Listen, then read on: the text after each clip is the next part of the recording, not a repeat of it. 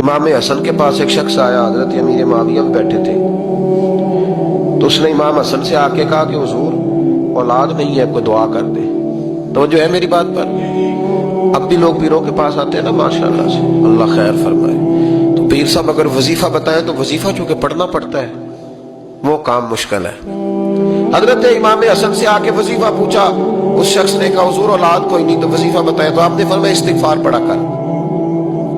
کیا کر؟ اس نے کہا ٹھیک ہے۔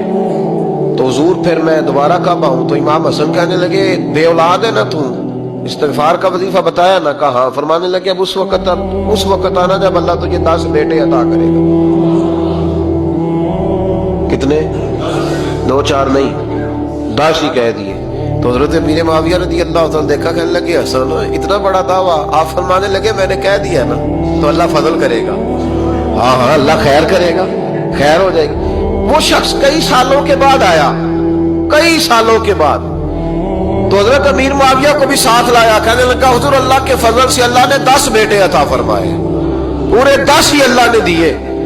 تو حضرت امیر معاویہ کہنے لگے جناب بات تو آپ کی سچی ہو گئی، پر مجھے بھی بتائیے وظیفہ کہاں سے لیا؟ فرمانے لگے قرآن پاک سے، سورہ نوح کی 10 11 12 آیت پڑھو۔ اللہ فرماتے ہیں تم استغفار پڑھو، میں تمہاری بیٹوں سے بھی مدد کروں گا، مالوں سے بھی مدد کروں گا۔ تو میں نے استغفار بتائی تھی، اور قرآن میرے اللہ کا ہے، رب کا وعدہ جھوٹا ہو سکتا؟ فرمایا 10 بیٹے ملنے تھے، میں نے کہہ جو دیا تھا۔